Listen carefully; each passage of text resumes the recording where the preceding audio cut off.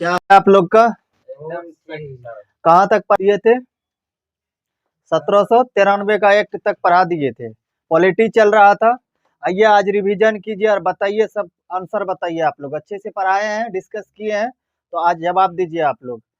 देखिए, भारतीय संविधान में सबसे प्रमुख किसे माना जाता है? प्रथम स्थान किसे दिया गया भारतीय संविधान में? सर्वोच्च स्थान किसे प्राप्त है? संविधान को प्राप्त है। क्या है? संविधान को प्राप्त है। बिल्कुल ये बात सही है। और हमने क्या बताया था कि संविधान सर्वोच्च है। यह प्रावधान में किसी देश उधार लिया गया है, तो किस देश से संविधान सर्वोच्च है?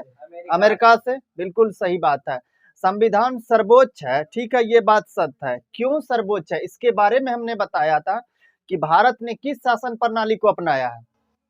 बताइए, किस शासन? संघीय शासन प्रणाली को अपनाया है। बिल्कुल सही बात। कौन सी प्रणाली? संघीय शासन प्रणाली। ये क्वेश्चन पूछा गया है कि भारत ने किस शासन प्रणाली को अपनाया है। क्या बोलना है? संघीय शासन प्रणाली को अपनाया है। सबसे सर्वोच्च कौन है भारतीय राज्य व्यवस्था में? तो संविधान सर्वोच्च है। यह प्रावधान किस देश से लिया गया है? अमेरिका से लिया गया है। ये बात सत्य है। उसके बाद देखिए, हमने बताया था सबसे पहला लिखित संविधान किस देश का था? सबसे पहला लिखित संविधान किस देश का था? अमेरिका का। बिल्कुल सही बात था, अमेरिका का। कब? 1789। कब? 1789। 1776 में क्या हुआ था? अमेरिका आजाद हुआ था ब्रिटेन से। अमेरिका भी ब्रिटेन का गुलाम हुआ करता था। जिस तरह हम लोग ब्रिटेन का गुलाम हुआ, हम लोग 1947 में आजाद हुए, अमेरिका 1776 में आजादी हुआ था। कब हुआ था? ये क्वेश्चन पूछा गया है, ब्रिटेन से अमेरिका कब आजाद हुआ? क्या बताना है? 1776 से। याद रखना, इंपोर्टेंट सब बात है। उसके बाद सबसे पहला लिखित संविधान, सबसे पहला लिखित संविधान किस देश का है? अमेरिका का है। बिल्कुल है। और उसके बाद बताइए, विश्व का सबसे बड़ा संविधान किस देश का है? भारत का है। बिल्कुल। और अगर जहाँ भारत का बोला जाएगा, भारत के संविधान में कितना अनुच्छेद है? 395। कितना? 395। और अनुसूची कितना है? 12 अनुसूची। कितना? मूल संविधान में 8 अनुसूची था, उसके बाद 4 अनुसूची जोड़ा गया। ठीक है, 9वां, 10वां, 11वां, 12वां, जिसमें 9वां भूमि सुधार से, 10वां दल बदल से, 11वां पंचायती राज से, 12वां नगर पालिका से है। याद रखना है। ठीक है, उसके बाद बताइए, सबसे बड़ा लिखित संविधान बताया था भारत। ठीक है, और उसके बाद हमने बताया था विश्व का सबसे छोटा लिखित संविधान किस देश का है? मोनाको का है। बिल्कुल सही बात है। कितना शब्द का है? मात्र 4000 शब्द का है। ठीक है, याद रखना है। उसके बाद देखिए, अमेरिका 7 अनुच्छेद है। कितना अनुच्छेद है?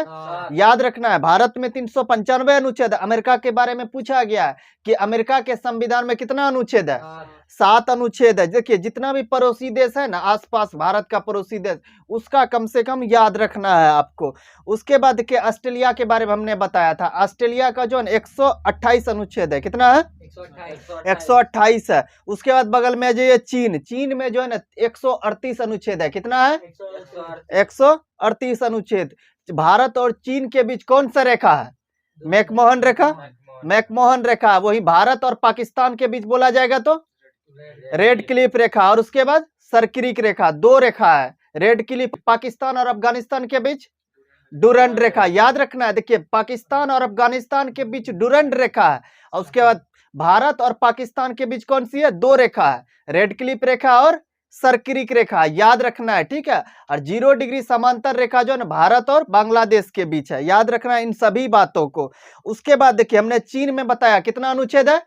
138 अनुच्छेद है। याद रखना है। अमेरिका में 7 अनुच्छेद है, चीन में 138 अनुच्छेद है, और उसके बाद कनाडा में 147 अनुच्छेद है। कितना है? 147। भारत का मुख्य तौर पर यह क्वेश्चन इजी क्वेश्चन है, पूछा जाता है कितना अनुच्छेद है, कितना अनुसूची है, कितना भाग है। ठीक है, तो 395 अनुच्छेद हो गया, 12 अनुसूची हो गया। कहीं कहीं देगा 12 अनुसूची नहीं देगा, 8 अनुसूची देगा। और भाग कितना देगा? 22 देगा। 8 अनुसूची देगा तो वो भी सही है। कैसे सही है? हमने क्या बताया, मूल संविधान में 8 अनुसूची की ही चर्चा है। कितना अनुसूची की? 8। उसके बाद 4 अनुसूची जोड़ा गया। पहला संविधान संशोधन हुआ था 1951 में। कौन सा जोड़ा गया था? 9वीं अनुसूची। कौन सी? 9वीं, उसके बाद 10वीं जोड़ा गया, दल बदल, 11वीं जोड़ा गया, 73वां संविधान संशोधन 1992 लागू कब हुआ? 24 अप्रैल 1993 को लागू हुआ था। इसीलिए 24 अप्रैल को पंचायती राज दिवस मनाया था। ये क्वेश्चन पूछा गया कि पंचायती राज दिवस कब बनाया गया? 24 अप्रैल को। और हमने बताया अधिनियम अगर जहां बोला जाएगा पंचायती राज का तो 1992 का, कब? 1992 का। लागू अगर जहां पूछा जाएगा तो 1993। ये क्वेश्चन पूछा गया, कंफ्यूज नहीं करना। अगर जब बोलेगा अधिनियम कौन सा है तो 73वां संविधान संशोधन 1992। और पंचायती राज लागू कब हुआ? 24 अप्रैल 1993। उसी तरह हमने नगर पालिका जो कि 12वीं अनुसूची से रिलेटेड है, 74वां संविधान संशोधन 1992 का अधिनियम आया था और 1993 में लागू हुआ था। पंचायती राज को जो 29 विषय दिया काम करने के लिए और नगर पालिका को 18 विषय दिया काम करने। इन बातों को याद रखना है, विषय के बारे में क्वेश्चन पूछा गया। तो बताइए पंचायती राज को काम करने के लिए कितना विषय दिया? 29 विषय दिया। नगर पालिका को 18 विषय दिया। कौन सा संविधान? पंचायती राज से कौन से संविधान संशोधन रिलेटेड है? 73वां संविधान संशोधन 1992 लागू 24 अप्रैल 1993। अगर जब बोलेगा नगर पालिका से संबंधित कौन सा संविधान संशोधन है, क्या बोल रहा है? 74वां संविधान संशोधन 1992 लागू 93। इन सभी बातों को याद रखना। इसीलिए अगर जहां देगा 395 अनुच्छेद 8 अनुसूची 22 भाग, तो ये भी सही होगा क्योंकि मूल संविधान में कितना अनुसूची था? 8 अनुसूची था, 4 अनुसूची जोड़ा गया। उसके बाद अगर जहां ये नहीं देगा तो ऑप्शन में देगा 395 अनुच्छेद, 12 अनुसूची और 22 भाग देगा। इन सभी बातों को याद रखना। उसके बाद देखिए हमने बताया विश्व का सबसे छोटा लिखित संविधान किसका है? मोनाको का संविधान है। सबसे बड़ा भारत का है। उसके बाद देखिए इस क्वेश्चन को याद रखिएगा, लिखित संविधान की अवधारणा का विकास सर्वप्रथम किस देश से हुआ था? सुनिए अच्छे से क्वेश्चन। लिखित संविधान की अवधारणा का विकास सर्वप्रथम किस देश में हुआ था? क्या बोल रहा है? फ्रांस में। बिल्कुल सही बात, फ्रांस में। याद रखना है, ये सब इंपोर्टेंट क्वेश्चन, हाईलाइट क्वेश्चन है, यहीं से क्वेश्चन पूछा जाता है। उसके बाद देखिए इन सभी बातों को याद रखना है। उसके बाद आगे बढ़िए, देखिए विश्व स्तर पर ये क्वेश्चन देखिए इसमें नहीं है, लिख लीजिएगा, आप लोग नोट कर लीजिएगा। विश्व स्तर पर संविधानवाद का शुरुआत किस देश से शुरू मानी जाती है? किस देश पे इस संविधानवाद का जनक अगर जब पूछेगा कौन सा देश है, इसका शुरुआत किसने किया था, तो कौन सा बोलना है? ब्रिटेन बोलना है। बिल्कुल, ये इंपॉर्टेंट क्वेश्चन है, इसको याद रख लेंगे, बीपीएससी का पूछा हुआ क्वेश्चन है। तो बताइए विश्व स्तर पर संविधानवाद का शुरुआत कौन सा देश है? ब्रिटेन का है। याद रखना है, इंपॉर्टेंट है। उसके बाद देखिए अलिखित संविधान में भारत का क्या है? लिखित संविधान है। उसके बाद देखिए अलिखित संविधान में पहला उदाहरण आ जाएगा ब्रिटेन का। किसका आ जाएगा? ब्रिटेन का आ जाएगा। इसके अलावा इजराइल का भी है, सऊदी अरब का भी है और उसके बाद न्यूजीलैंड का भी है। इन सभी का संविधान भी क्या है? अलिखित है, यानी मौखिक संविधान है, लिखित नहीं है। ठीक है, याद रखना। अब देखिए ये क्वेश्चन पूछा गया, बताइए आप लोग, पढ़ाए हैं हम। भारतीय संविधान के निर्माता तथा आधुनिक भारत के मनु किसे कहा जाता है? भीमराव अंबेडकर को। बिल्कुल, भीमराव अंबेडकर को, इसी को बी.आर. अंबेडकर कहा जाता है। यहां से ये क्वेश्चन पूछा गया कि आधुनिक भारत का मनु किसे कहा जाता है? क्या बोलना है? भीमराव अंबेडकर को। देखिए हमने बताया था, यहां से बताया था क्या, संविधान सभा में आजादी से पहले अगर जहां बोला जाएगा तो भीमराव अंबेडकर का चयन किस प्रेसिडेंसी से हुआ था? आजादी से पहले बंगाल प्रेसिडेंसी से हुआ था। हमने क्या बताया था? बंगाल दो प्रांतों में विभक्त था, पश्चिमी प्रांत और पूर्वी प्रांत। जब भारत आजाद हुआ और पाकिस्तान, भारत का विभाजन कर पाकिस्तान देश का निर्माण हुआ, पाकिस्तान का निर्माण कब हुआ था? 14 अगस्त 1947 को हुआ। तब बंगाल जो दो प्रांत में विभक्त था, पश्चिमी प्रांत और पूर्वी प्रांत। और उस टाइम आजादी से पहले जो भीमराव अंबेडकर थे पूर्वी प्रांत के सदस्य थे। किस प्रांत के? पूर्वी प्रांत के। जब पाकिस्तान का निर्माण किया गया तो पूर्वी प्रांत पाकिस्तान को दे दिए हम लोग। किसको दे दिए? पाकिस्तान, जो कि वर्तमान में बांग्लादेश है। कौन सा है? बांग्लादेश। 1971 में फिर बांग्लादेश को जो है ना आजादी मिला। किससे? पाकिस्तान से मिला था, जिसमें भारत ने सहयोग किया था। ठीक है, तो यहां से ये क्वेश्चन पूछा जाएगा, कंफ्यूज नहीं करना। अगर जहां आजादी से पहले पूछा जाएगा भीमराव अंबेडकर किस प्रेसिडेंसी के सदस्य थे? क्या बोलना है? पूर्वी बंगाल। पूर्वी बंगाल। बिल्कुल पूर्वी बंगाल, लेकिन बंगाल प्रेसिडेंसी देगा आंसर। क्या देगा? तो बंगाल देगा तो बंगाल प्रेसिडेंसी मारना है। उसके बाद देखिए हमने क्या बोला, भारत जब आजाद हुआ, पाकिस्तान का निर्माण हुआ तो पूर्वी को दे दिया, तो इसकी सदस्यता खत्म हो गई। लेकिन ये क्या थे, निर्माता थे, इनको तो सदस्यता तो देनी थे। तो फिर क्या किया डॉक्टर राजेंद्र प्रसाद ने, हमने बताया था कि डॉक्टर राजेंद्र प्रसाद ने भीमराव अंबेडकर को पुनः किस प्रेसिडेंसी से सदस्य बनाया था, मुंबई प्रेसिडेंसी से। यहां से ये भी क्वेश्चन पूछा, आजादी के बाद कहां हो गया, मुंबई हो गया, आजादी से पहले बंगाल प्रेसिडेंसी। यहां से यह क्वेश्चन आपसे पूछा गया है कि मुंबई प्रेसिडेंसी से किसे हटाकर भीमराव अंबेडकर को सदस्य बनाया गया था। तो हमने बताया था किसको हटाकर, एम.आर. जयकर को, किसको, एम.आर. जयकर को। मुकुंद रामाराव जयकर इसका पूरा नाम है, क्या नाम है, मुकुंद रामाराव जयकर। ये क्वेश्चन पूछा गया, इंपोर्टेंट क्वेश्चन है, याद रखेंगे।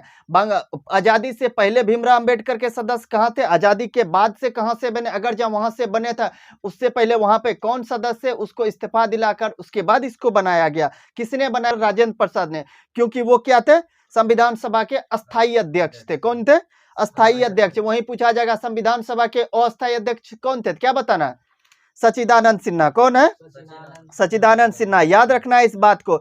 उसके बाद देखिए पलासी के युद्ध के बारे में हमने बताया था।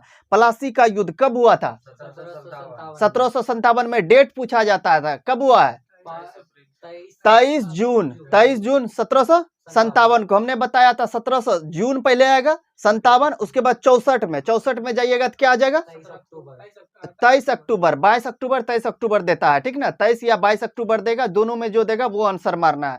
तो हमने बताया था अगर जब पलासी के युद्ध के बारे में पूछा जाएगा तो ठीक है, डेट हो गया 23 जून 1757। अगर यहाँ से पूछा जाता है किसके बीच हुआ था, हमने डिस्कशन के दौरान बताया था किसके बीच, सिराजुद्दौला और ब्रिटिश ईस्ट इंडिया कंपनी के बीच हुआ था, ब्रिटिश ईस्ट इंडिया कंपनी के बीच हुआ था। सिराजुद्दौला के थे, बंगाल के नवाब थे, कौन थे, नवाब थे। और उसके बाद ब्रिटिश ईस्ट इंडिया कंपनी की तरफ से नेतृत्व किसने किया था, रॉबर्ट क्लाइव ने किया था। किसने किया था, रॉबर्ट क्लाइव ने किया था, ठीक है, याद रखना है। देखिए ये क्वेश्चन यहाँ से 1275 का पूछा हुआ है दरोगा का। देखिए पलासी का युद्ध किसके बीच हुआ था, British East India Company, option सुनिएगा, ऑप्शन ए में है British East India Company Sirajuddaulah, option B में है British East India Company Shujauddaulah. बताइए क्या मारना है, सिराजुद्दौला हमने बताया था। ये दरोगा का पूछा हुआ क्वेश्चन है। अगर जहाँ 57 में पूछा जाएगा पलासी का युद्ध में सिराजुद्दौला, अगर जहाँ बक्सर का युद्ध पूछा जाएगा तो सुजाउद्दौला। कौन, सुजाउद्दौला। उसमें 3 आदमी थे संयुक्त प्राण से, जैसे शाह आलम द्वितीय थे, उसके बाद ये थे ना। तो अगर जहाँ इन तीनों में से किसी का नाम देगा, जैसे आपको अधिकतर नाम देता है सुजाउद्दौला का, किसका देता है, सुजाउद्दौला का। कंफ्यूज करने के लिए ही सुजाउद्दौला का नाम देता है, नहीं तो शाह आलम द्वितीय का भी नाम देता है। याद क्या रखना है आपको, सुजाउद्दौला, पहला सिराजुद्दौला, दूसरा सुजाउद्दौला, याद रखना है, इसमें कंफ्यूज नहीं करना है, दरोगा का पूछा हुआ क्वेश्चन है।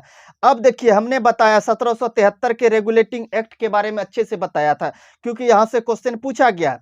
हमने यहाँ पे, चलिए एक क्वेश्चन बताइए, किस रेगुलेटिंग एक्ट के तहत जो है ना बंगाल में, कहां पे, बंगाल या कलकत्ता में कहिए, कलकत्ता में सुप्रीम कोर्ट की स्थापना की गई थी, रेगुलेटिंग एक्ट 1773 के द्वारा। कब किया गया था, 1774 में किया था। 73 का एक्ट था और 74 में किया गया था। और हमने बताया था कि सुप्रीम कोर्ट के स्थापना के दौरान जब स्थापना किया गया कलकत्ता में, तो इसमें कितने न्यायाधीश थे, 4 न्यायाधीश थे। अगर जब वर्तमान में पूछा जाएगा तो कितना न्यायाधीश, 34 न्यायाधीश, 33 अन्य न्यायाधीश है और एक क्या है, मुख्य न्यायाधीश है। कौन है, मुख्य न्यायाधीश। अभी मुख्य न्यायाधीश कौन है, डी.वाई. चंद्रचूड़ है, बिल्कुल ये बात सही है। 33 अन्य न्यायाधीश है और एक मुख्य न्यायाधीश है वर्तमान में। और हमने बताया था स्थापना के समय कितना, 4 न्यायाधीश, उसमें मुख्य न्यायाधीश कितना था, 1, और अन्य न्यायाधीश 3 थे। बताइए मुख्य न्यायाधीश कौन थे, सर एलिजा इम्पे थे। उसके बाद 3 अन्य न्यायाधीश का नाम बताइए,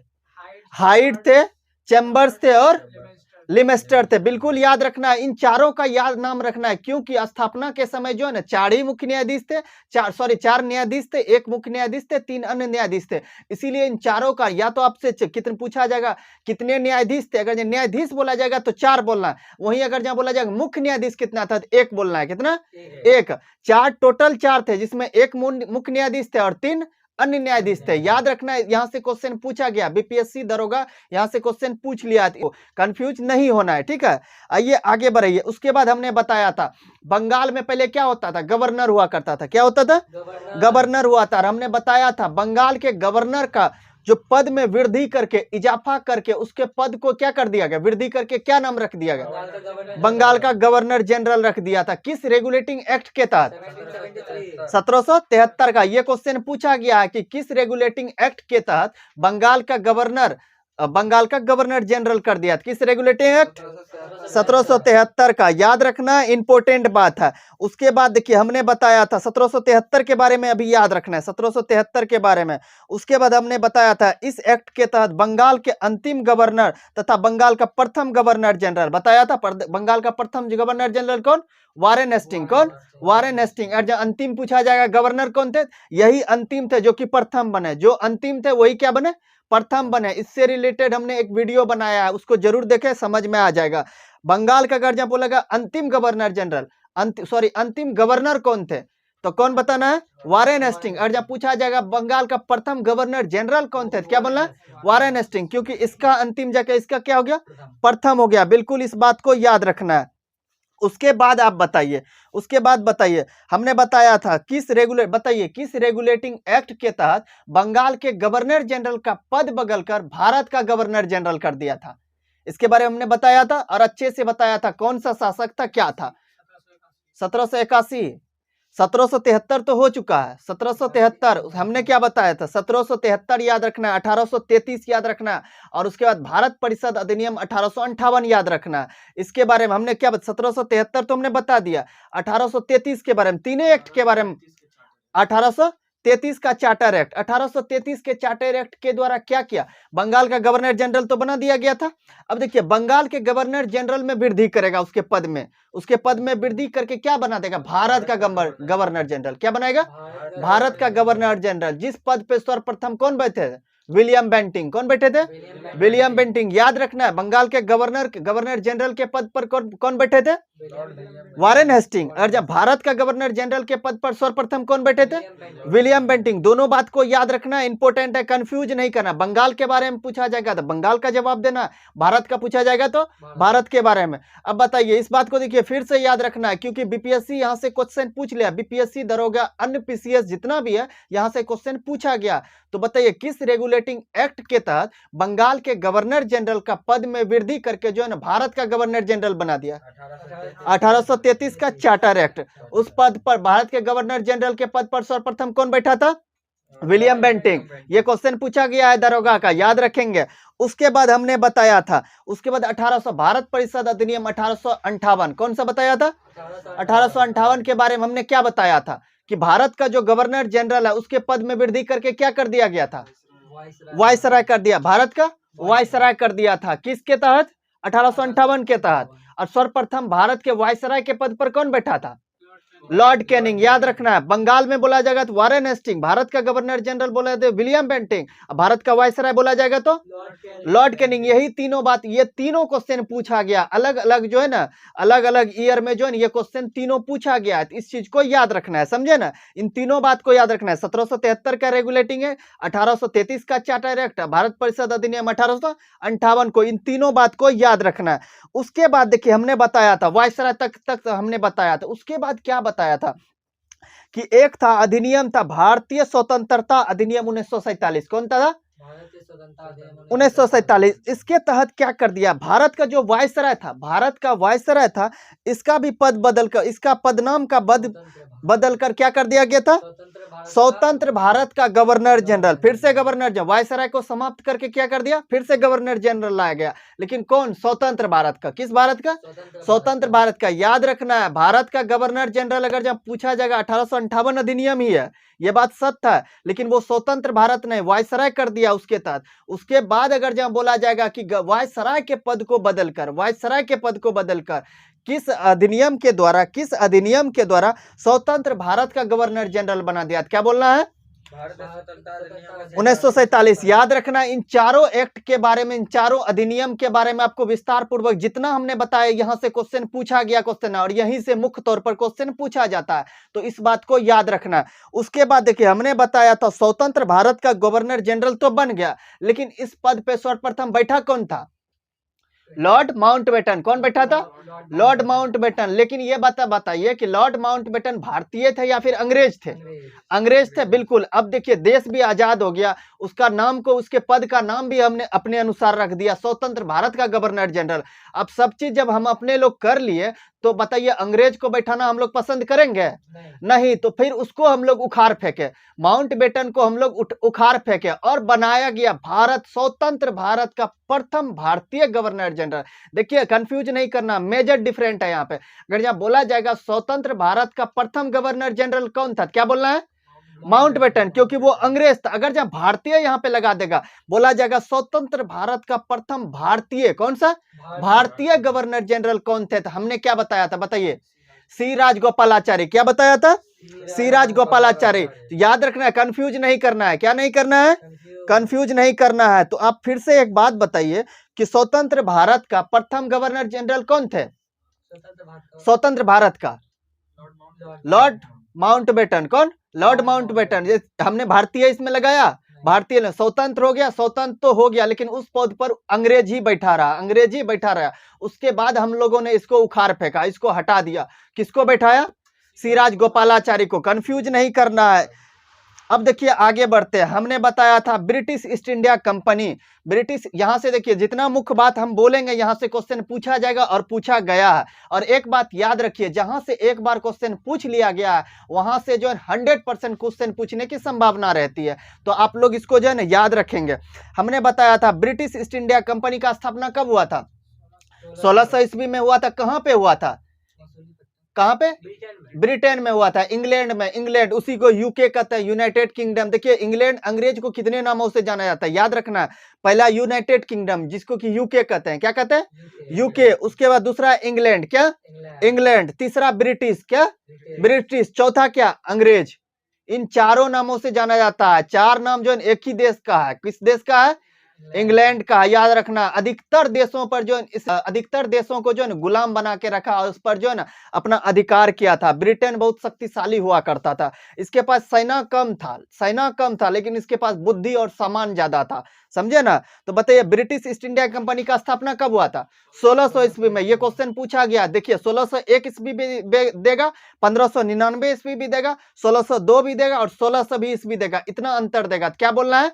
1600 ईस्वी में। 1600 ईस्वी में। देखिए ब्रिटिश ईस्ट इंडिया कंपनी का जब स्थापना हुआ था 1600 ईस्वी में, तो हमने बताया था ब्रिटेन का महारानी या फिर महाराजा कौन हुआ करता था? एलिजाबेथ प्रथम महारानी हुआ करती थी उस टाइम। उसके बाद क्या हुआ?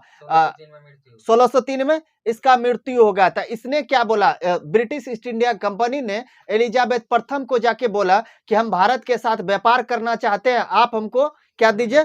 अनुमति दीजिए। तो इसने अनुमति दिया था, लेकिन अनुमति दिया था तब तक वहां से जो है ना भारत की ओर वो लोग नहीं निकला था। उसके पहले क्या हुआ? एलिजाबेथ प्रथम की मृत्यु हो गई थी। उसके बाद दूसरा राजा बना। दूसरा राजा कौन बना था? जेम्स प्रथम। 1604 ईस्वी में बना। उसके बाद उसको ब्रिटिश ईस्ट इंडिया कंपनी को अनुमति मांगना होता है, तो वो अनुमति मांगने गए, तो उसको अनुमति मिला। और उसके बाद देखिए वहां के राजा से ने पता किया कि भारत में, बताइए ठीक है भारत से हम अनुमति मांगेंगे, तो पहले बताइए कि भारत में किसका शासन है, किससे अनुमति मांगेंगे, ये बात तो पता करना है। तो वहां के राजा जेम्स प्रथम ने पता किया था कि वहां किस वंश का शासन चल रहा था? मुगल वंश का कर रहा था। मुगल वंश में कौन शासक थे? अकबर शासन थे। उसके बाद क्या किया? अकबर के नाम से उन्होंने पत्र लिखा। किसके नाम से? देखिए यहां से क्वेश्चन पूछा गया है कि जेम्स प्रथम ने किसके नाम से पत्र लिखा था? अकबर के नाम से। और किसको लेके भेजा था? कैप्टन हॉकिंस को। किसको भेजा? कैप्टन हॉकिंस को। लेकिन क्या हुआ? कैप्टन हॉकिंस के आते आते अकबर का क्या हो गया? मृत्यु हो गया था। 1605 ईस्वी में मृत्यु हो गया था उसका। कब हुआ था? उस अकबर का शासन काल है 1556 से 1605। कितना?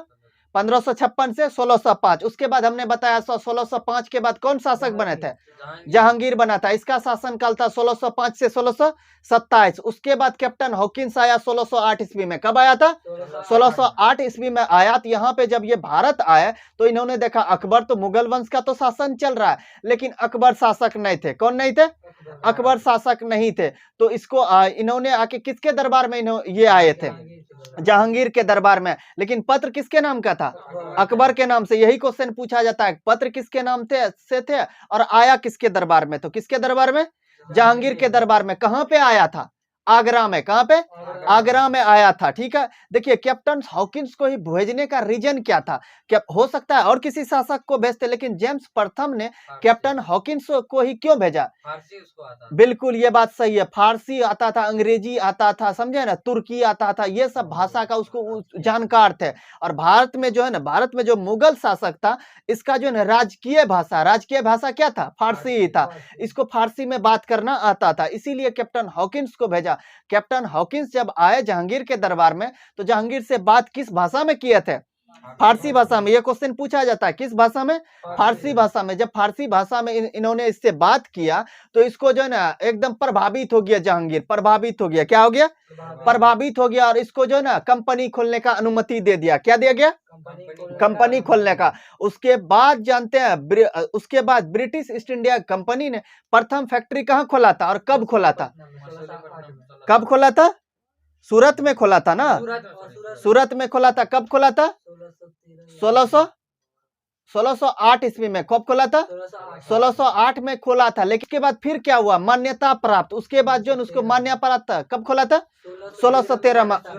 सूरत में ही खोला था। बिल्कुल, दोनों सूरत में खोला। लेकिन पहला जो असफल था जिसने था उस 1608 में खोला था। कब खोला था?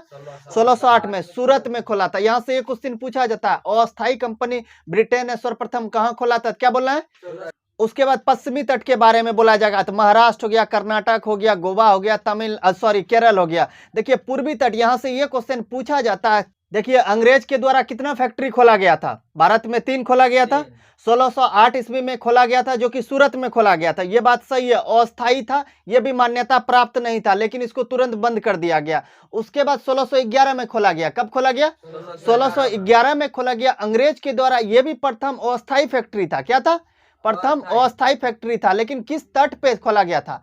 किस तट पे बोला जाएगा? पूर्वी तट पे। पूर्वी तट, क्योंकि जगह कहाँ खोला गया था? मसूलीपट्टनम में। कहाँ पे? मसूलीपट्टनम, जो कि आंध्र प्रदेश में आता है। और हमने बताया आंध्र प्रदेश हो गया, उड़ीसा हो गया, तमिलनाडु हो गया, ये सब पूर्वी तट का भाग है। किसका भाग है? पूर्वी तट का भाग है। तीनों बात का याद रखना। उसके बाद 1613 ईस्वी में फिर से खोला गया। 1613 ईस्वी में जो खोला गया ये प्रथम मान्यता प्राप्त फैक्ट्री था, यानी कि अस्थायी तौर पर यह खोला गया था। तो यहां से यह क्वेश्चन पूछा जाएगा कि प्रथम मान्यता प्राप्त फैक्ट्री कब खोला गया था? 1613 में। कहां खोला गया था? सूरत में। आपको यहां से 2 बात याद रखना है, 3 बात याद रखना नहीं है, सिर्फ 2 बात याद रखना है। अस्थायी बोला जाएगा तो कहां पे? सूरत में। कब खोला गया था? 1613 में। ठीक है, उसके बाद अस्थायी बोला जाएगा, प्रथम अस्थायी फैक्ट्री कब खोला गया था? 1608 में खोला गया था। 1608 ईस्वी में। 1608 ईस्वी में जो खोला गया था उसको तुरंत बंद करना पड़ा था। 2 ही बात से क्वेश्चन पूछा जाएगा। प्रथम अस्थायी फैक्ट्री बोला जाएगा तो कौन? मसूलीपट्टनम। कौन सा? मसूलीपट्टनम। यहां से ये क्वेश्चन पूछा गया है कि प्रथम अस्थायी फैक्ट्री जो 1611 ईस्वी में खोला गया था, अस्थायी था या किस तट में खोला गया था? पूर्वी तट में। किस तट में? पूर्वी तट में। इस बात को याद रखना है। उसके बाद देखिए, उसके बाद हमने बताया था यहां से इस बात को, उसके बाद हमने बताया था 1773 के बारे में और बताया था। 1773 का जब रेगुलेटिंग एक्ट पारित हो रहा था उस टाइम ब्रिटेन के प्रधानमंत्री कौन थे? लॉर्ड नॉर्थ थे, हमने बताया था। उसके बाद देखिए हमने बताया कलकत्ता सुप्रीम कोर्ट का जो स्थापना हुआ था 1774 में, किस एक्ट के तहत?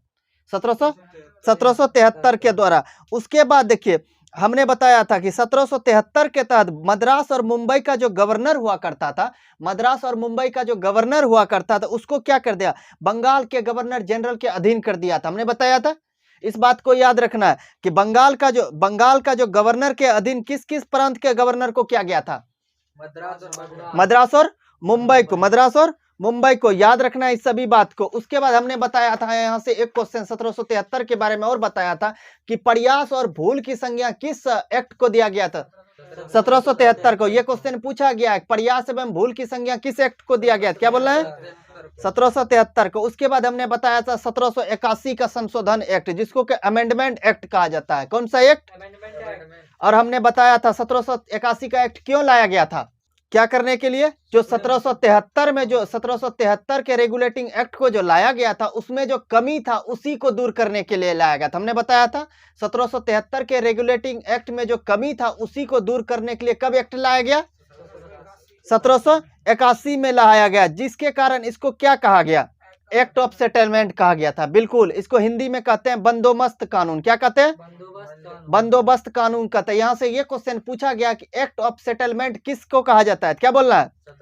1781 का एक्ट को कहा जाता है। याद रखना है, इंपॉर्टेंट बात है। उसके बाद देखिए, हमने बताया था कि 1781 के एक्ट के द्वारा क्या कर दिया गया? बंगाल का जो गवर्नर जनरल था और supreme court, Calcutta supreme court का जो न्यायालय था, इसका कार्य को निर्धारित किया गया, इसका कार्य का निर्धारण किया गया। यहां से देखिए, यहां से ये बात याद रखना है, ये क्वेश्चन पूछा नहीं गया अभी तक में, लेकिन पूछे जाने की संभावना है। तो बताइए, किस एक्ट के तहत बंगाल के गवर्नर जनरल तथा कलकत्ता सुप्रीम कोर्ट के न्यायाधीश के कार्य का निर्धारण किया गया?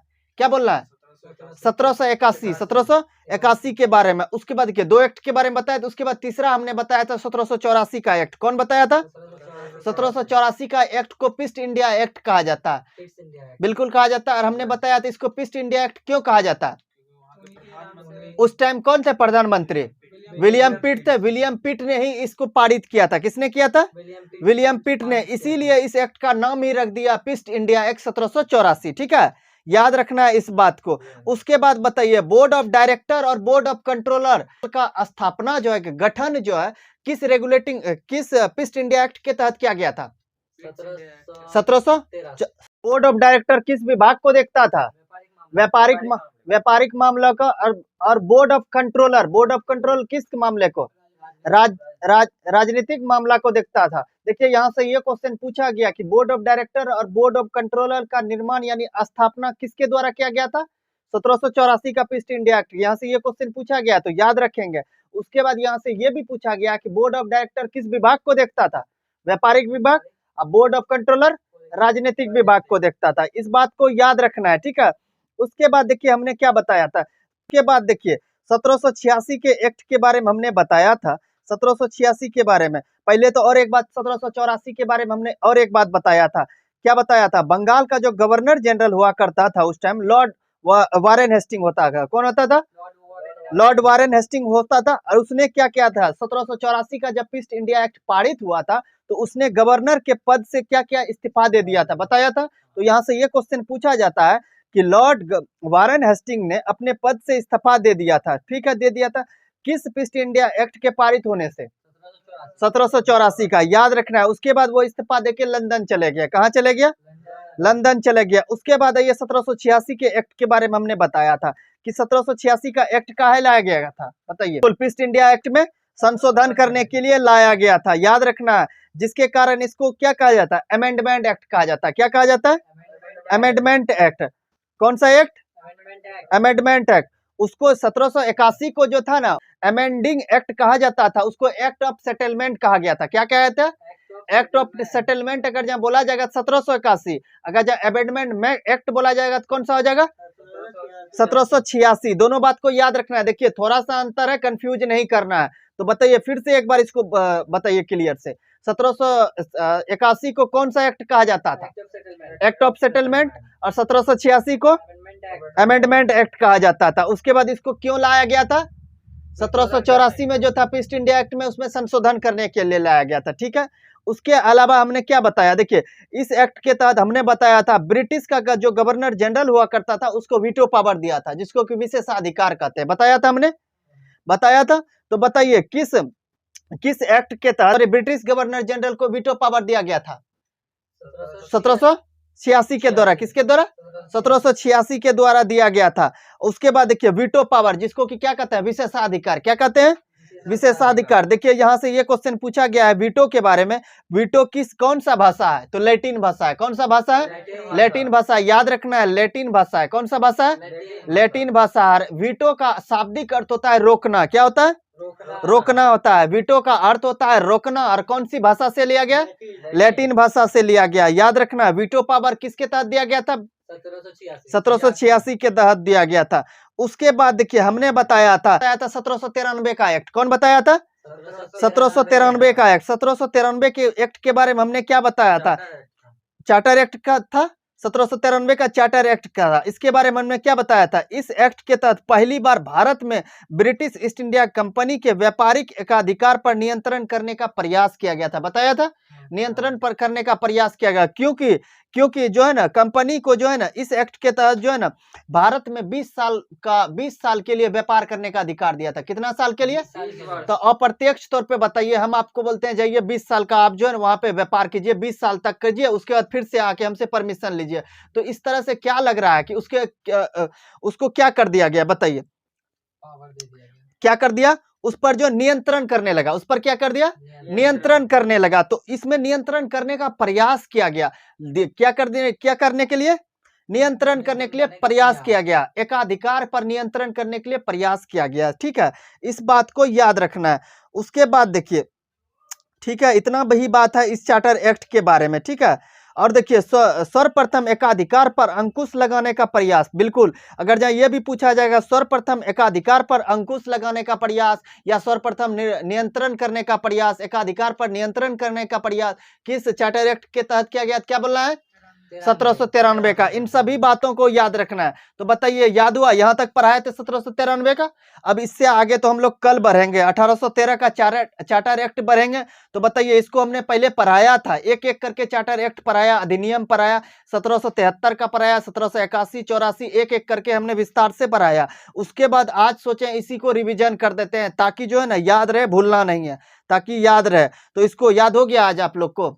बिल्कुल, आगे भी क्या करेंगे? 1813 पढ़ाएंगे, उसके बाद 2-3 चार्टर एक्ट जब पढ़ा देंगे उसके बाद फिर से रिवीजन कर लेंगे ताकि भूलना नहीं है। देखिए, पढ़ने का मतलब ये नहीं हुआ कि पढ़ते जाइए, आगे बढ़ते जाइए और पीछे का भूलते जाइए, ऐसा नहीं है। पढ़ने का मतलब कम पढ़िए लेकिन उसको याद रखिए। क्या रखिए? याद रखना है। ठीक है, तो इस बात को याद रखना है। आप लोग जो है एक बार जो है और वीडियो को चला के जो है ना सुनना है, बार बार सुनना है। किताब कॉपी आगे नहीं रखना है, कान में हेडफोन लगा के आराम से इसको सुनना है। 1-2 बार सुनेंगे तो ये पूरा तरह याद हो जाएगा, फिर आपसे क्वेश्चन गलती नहीं होगा। और एग्जाम में आप जो है ना, एग्जाम में जो कंफ्यूजन होता है सब कंफ्यूजन क्लियर हो जाएगा। देखिए, कंफ्यूजन बार बार रिवीजन करने से ही कंफ्यूजन क्लियर होता है। ऐसा नहीं कि कंफ्यूजन क्लियर करने का कोई मेडिसिन, कोई दवाई नहीं होता है। उसको क्लियर करने के लिए क्या करना पड़ता है? बार बार रिवीजन करना पड़ता है। तो इसको जो है ना आप लोग फिर से रिवीजन कर लेंगे, 1-2 बार क्या करेंगे? रिवीजन कर लेंगे। देखिए, क्योंकि 1773 का, 1813 का, 1784 का, 81 का, जितना भी हमने 4-5-6 एक्ट बताए, यहाँ से क्वेश्चन हर एक एग्जाम में पूछा जाता है, 100% पूछने का संभावना रहता है। देखिए, जो जो इंपॉर्टेंट नहीं रहेगा हम उसको बता देंगे, ठीक है, लेकिन जो अगर जहाँ बोलेंगे इंपॉर्टेंट है तो वो समझ लीजिएगा इंपॉर्टेंट है, उसको आपको याद हर हाल में रखना है। तो आइए फिर मिलते हैं 1813 से जो है ना हम लोग विस्तार पूर्वक बोर्ड पे इसका डिस्कशन